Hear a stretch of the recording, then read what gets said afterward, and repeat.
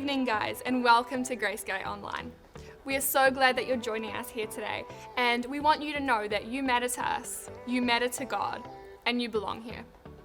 We are currently in our series called The Middle, where we are exploring what our faith looks like in these middle seasons, whether it be our battles, our chaos, or maybe our waiting. We want to see how we can thrive, not just survive these really hard seasons of life. So, sit back, put your feet up, and enjoy. Good morning. It's good to see you guys. We are in week 2 of our middle series. And so if you weren't here last week, Wes shared, and he had this massive boat in the middle of stage. And he talked kind of about how sometimes we get caught in the middle of storms in our life that's really challenging. And how sometimes in those storms we just have to keep paddling and commit to keep going. But this morning we want to talk about the middle a little bit differently, because sometimes in the middle it actually forces us to stop, right? Sometimes we can't keep paddling, we can't keep going, and we're actually forced to stop in our middles. And if you've ever been on a boat before and you've decided to stay overnight when you've been forced to stop, then you know that one of the most important things you can have in those times is an anchor, right? Without an anchor, you're going to get lost at sea pretty quickly. And so this morning, we're going to speak about the middle, and specifically about what it is to have an anchor in the middle. But before we do that, we want to share just something with you guys that is really sad that happened this week, and some of you may be aware of it. But we received the news that, so for those of you who don't know, Wesley and Zalia, they're the pastors here at Gracegate. So this week, Wes received the news that his father passed away. He lives in South Africa, and so it's a really difficult time for him and Zals. And so if you guys can just keep them in your prayers as well. That's why they're not here this morning. And so if you guys can keep them in your prayers as well, that'd be appreciated. But that is exactly why the middles are so real and so tough, because things happen, and life has a way of sometimes just forcing us to stop. And so in this series, when we talk about the middle, we don't just mean the big storms of life. Sometimes it's even those seasons where we kind of just get caught in the in-between, right? In the waiting between where we used to be and where we want to be.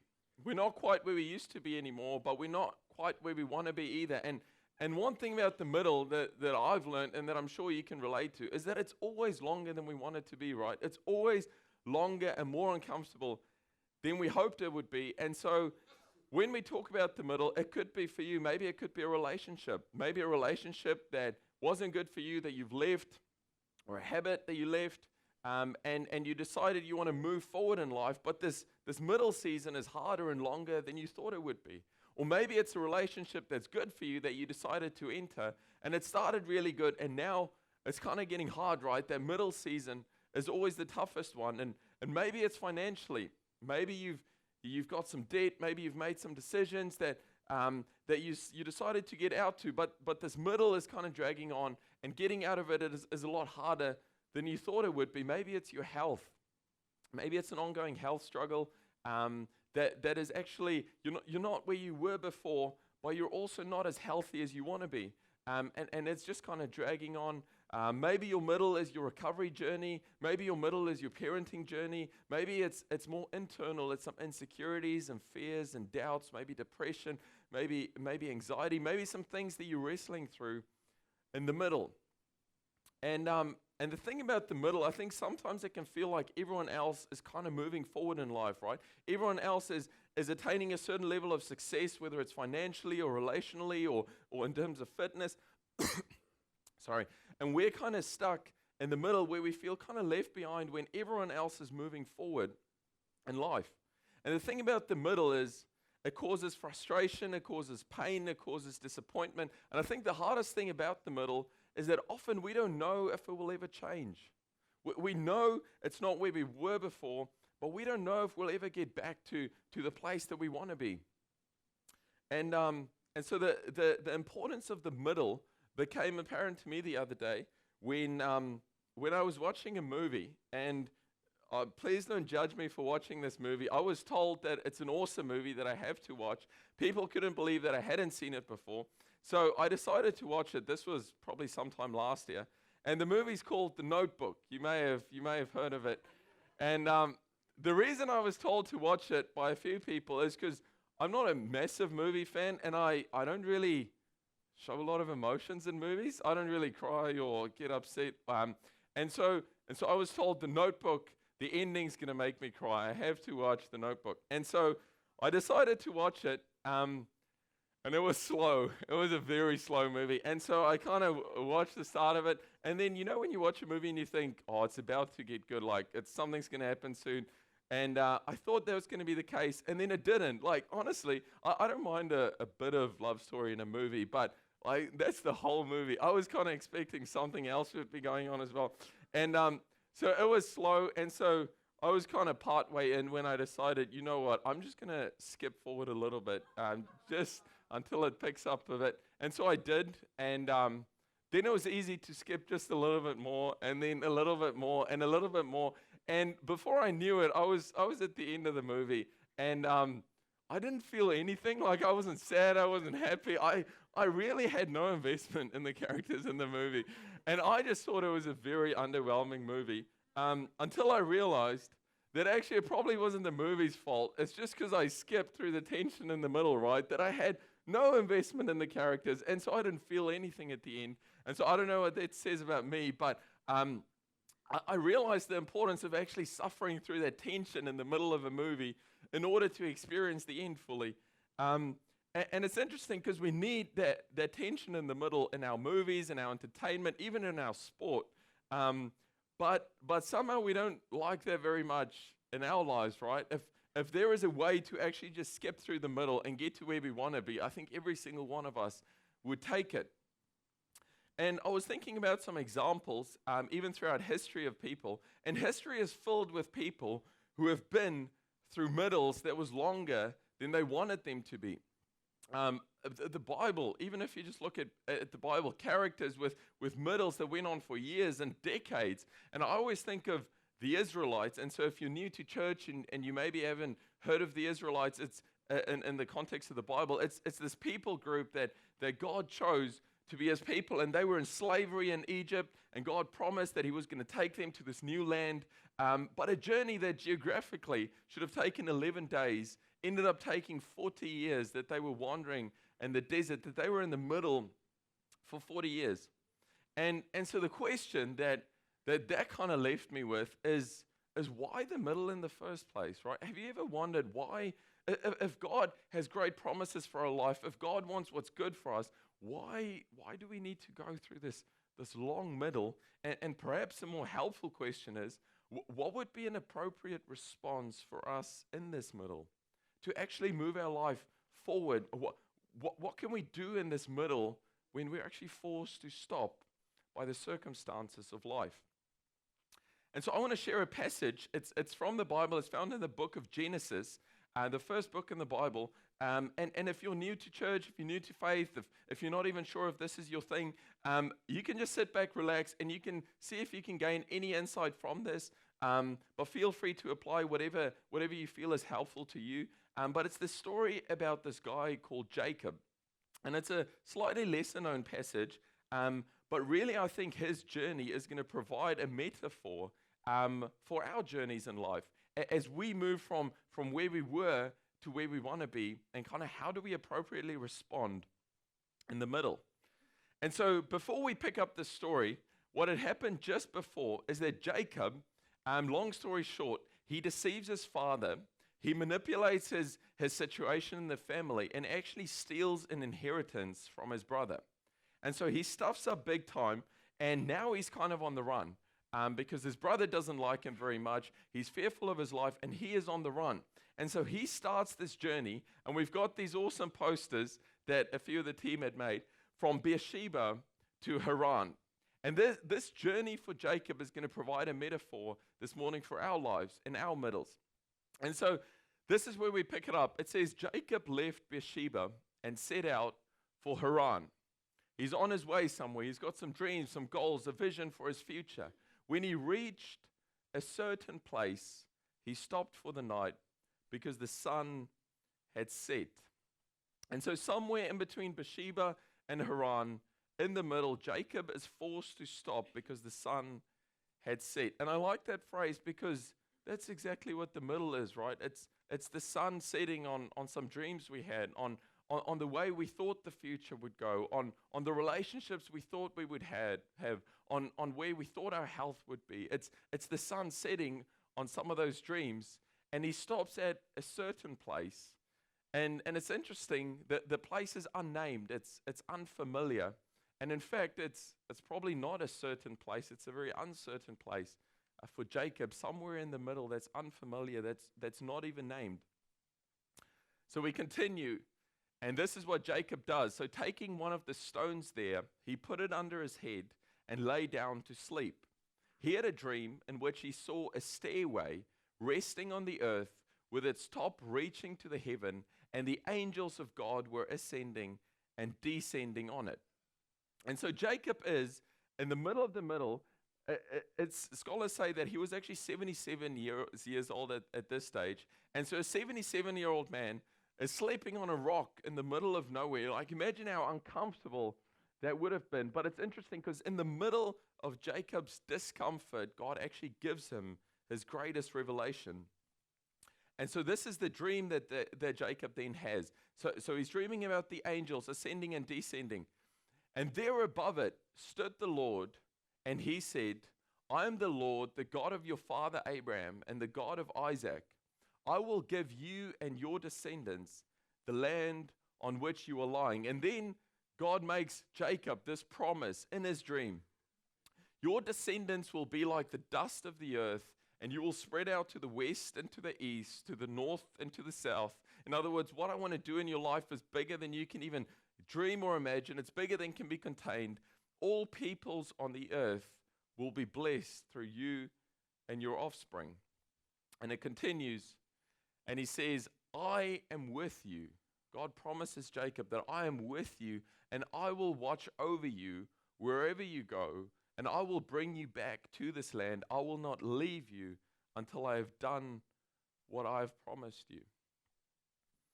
And it's interesting because it's a guy that had just deceived his father, manipulated his family, stolen from his brother. And he doesn't even look for God as much as God is looking for him. And he finds himself somewhere in the middle of nowhere. And God makes him two promises. The first one is this, that actually all peoples of the earth will be blessed through you, that actually I want to do something in your life that's bigger than you can even dream or imagine, but actually that the purpose of what you're going through is not just for yourself. I want to establish you as a blessing to other people. And so there is a greater purpose going on here, Jacob. I actually want you to be a blessing to others, and I'm doing something great even in this middle. And the second promise that God makes Jacob is actually the promise of his presence. Actually, God is saying, you know what? I will not leave you nor forsake you. I'm going to be with you in this middle. You're not going to have to do this alone. I don't actually care about the mistakes you've made in the past.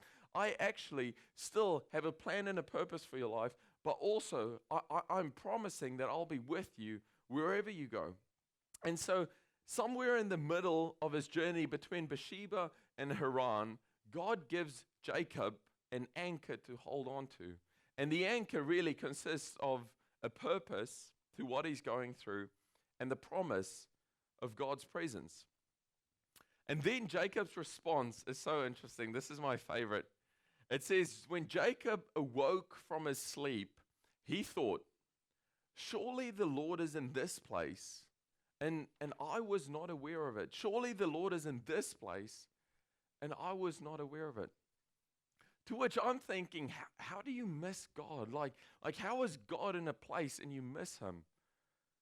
But yet every single one of us do that every day, somewhere in our middle, somewhere in the ordinary, somewhere in the mundane, we miss God's presence. And so Jacob is saying, I knew you'd be with me over here, God. Like, I knew you'd be here. That's where I hit rock bottom. That's where I needed you. That's where I was struggling. I knew you'd be there. And I certainly knew that you'd be over here, because this is This is where life is good. This is where I want to be. This is the goals and the dreams that I want to achieve. But actually, I'm starting to realize you're not just over there and you're not just over here. You're also in this place, in this middle. Surely the Lord is in this place, and I was not aware of it. And it's interesting to me, the word awoke there, because God didn't start working when Jacob woke up. God had been with him. God had been working all along. It's only now that Jacob actually wakes up to that reality. And I think often we pray, God, please be with me in the middle. Please be with me. Please be with me. And that's good, but it's kind of redundant when you think about it, because God had already promised that he was going to be with me, that he was going to be with Jacob. And instead, maybe we can pray, God, help me actually to wake up, to open my eyes, to wake up to the reality of where you are working in the ordinary and the mundane and the everyday in the middle. Because what Jacob learned was this, that actually the ordinary things in our life carry extraordinary spiritual significance. And then Jacob says, he was afraid and he said, how awesome is this place? How awesome is this place? This is none other than the house of God. This is the gate of heaven. It's not just Haran that's awesome. It's not just where I want to go. Actually, this place, this middle, I'm starting to change my perspective on the middle, that maybe this is good too. Maybe this season is good as well. Maybe this season God is doing something deep. God is doing something good. How awesome is this place? And then he's really internalizing God's anchor, the promise that God gave him, by then using the phrase, this is the gate of heaven. The gate of heaven. This is the house of God. See, to Jacob, the house of God would have represented the presence of God. And so he's saying, you know what, God, I'm going to believe that actually you are with me, that this is the house of God, that you are with me in the middle, and actually that this is the gate of heaven. This is the portal, the avenue through which you're actually releasing good in my life. Maybe this is the season, God, where you're laying a deeper foundation in my life. Maybe this is the season where you're teaching me humility, where you're teaching me trust, where you're developing character in my life, where you're dealing with some dysfunctions in my life so I don't carry the same dysfunctions of the previous season into the next. Maybe you are actually working something good in this middle. And then what Jacob does after that, early the next morning, Jacob took the stone that he had placed under his head and he set it up as a pillar, and he poured oil on top of it. He called that place Bethel, though it used to be called Luz.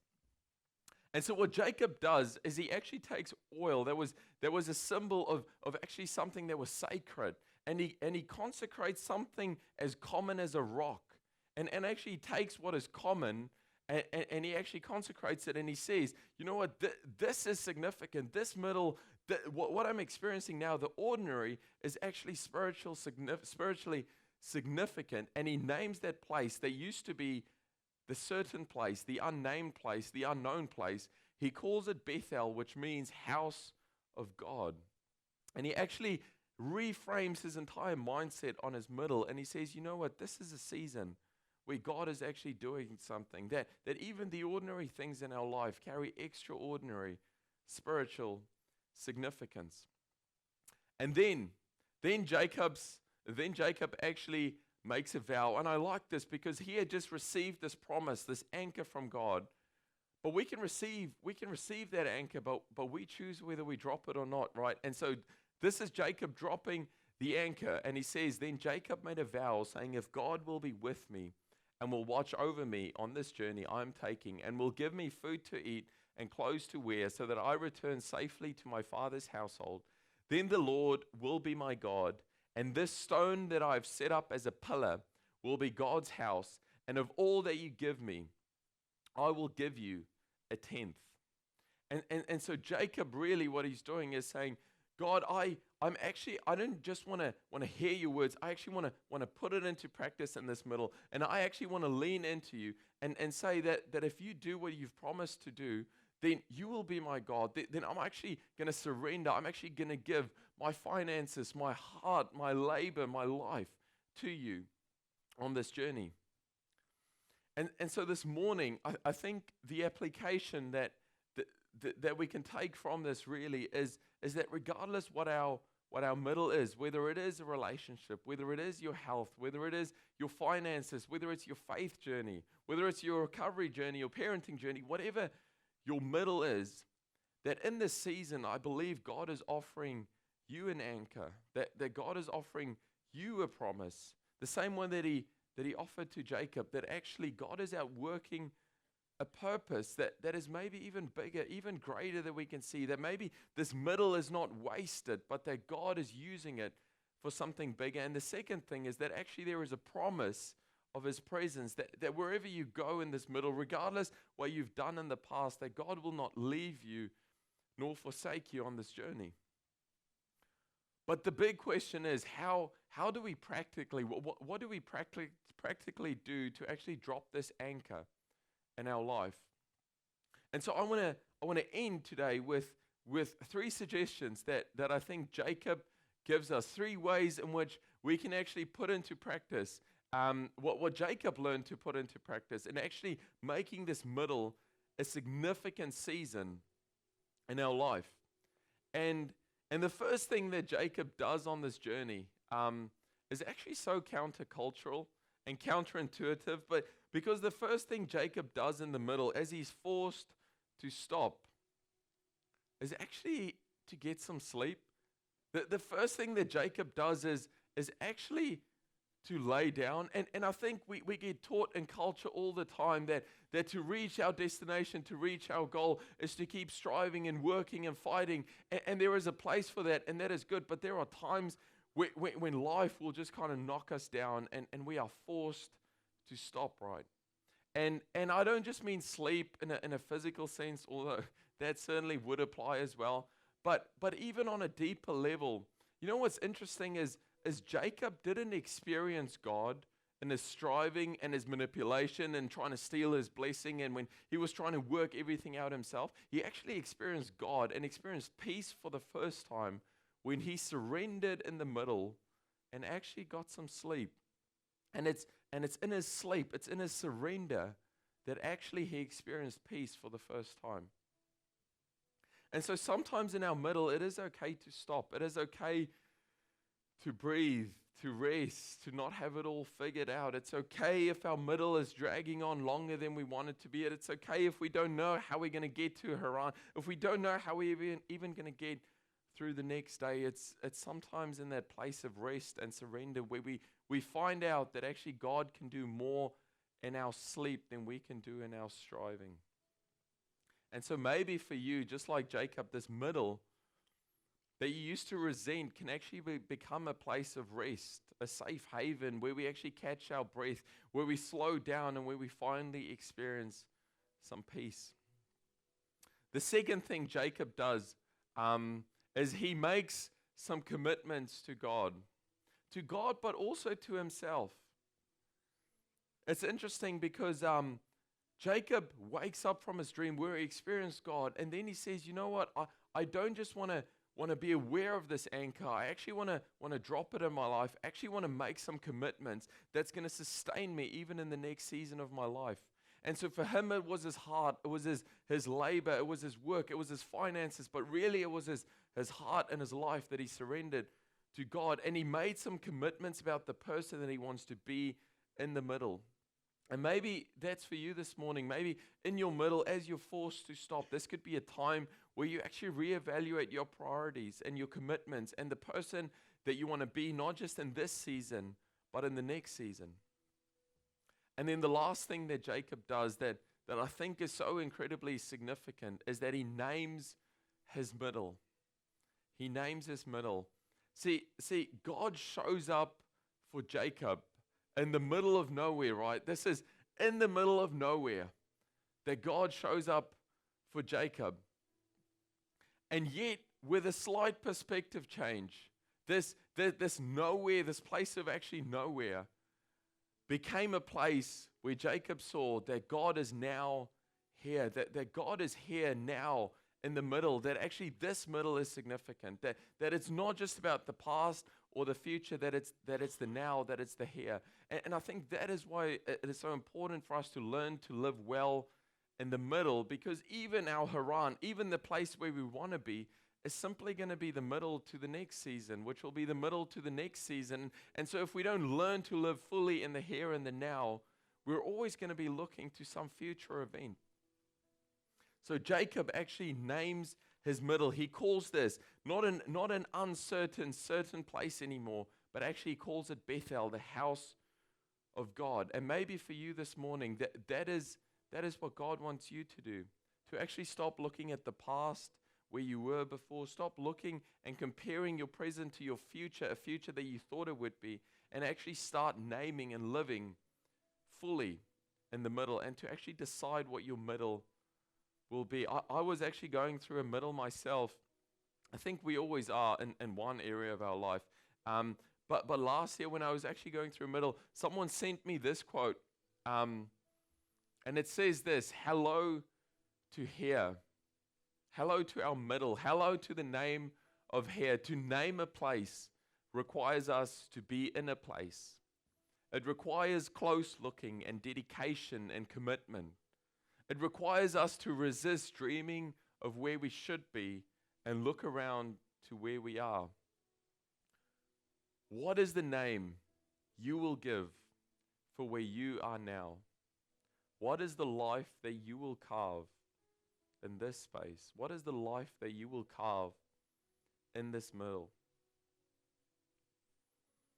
We're gonna close off today, but we want to make it really practical. And so there's going to be some of the team that's going to hand out some cards and some pens, and we're going to play a song.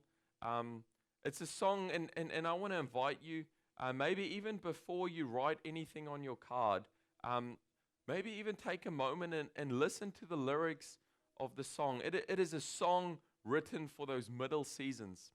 And maybe take a moment, listen to the lyrics, and then take your time and maybe on that card, write down, and this will just be for yourself, write down your commitment, your way that you want to drop that anchor today. Maybe it is to actually get some sleep and surrender. Maybe it is to actually name your middle. Or maybe it is to make some commitments as to the person that you want to become in this season. Thanks for joining us this evening. If you'd like to find out about how to get more connected here at Gracegate, then we have life groups every Tuesday that we'd love you to come and join. If you would like more info though, just head to our website and you can see what's coming up here during the week, as well as any exciting events that might be happening in the future. We would love to hear from you, so if you have any questions, feedback, or even prayer requests, or maybe you'd just like to get in touch and have a coffee with someone, then send us an email and we will get back to you. And remember that we would always love you to join one of our live church programs here at Gracegate on a Saturday. We have one program at 9 a.m. and one at 11 a.m. And remember to come early for your free coffee.